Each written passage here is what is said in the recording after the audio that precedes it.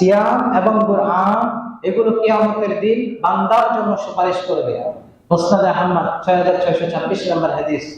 আল্লাহ রাসূল সাল্লাল্লাহু আলাইহি ওয়াসাল্লাম বলেছেন, সিয়াম এবং কুরআন বান্দার জন্য সুপারিশ করবে।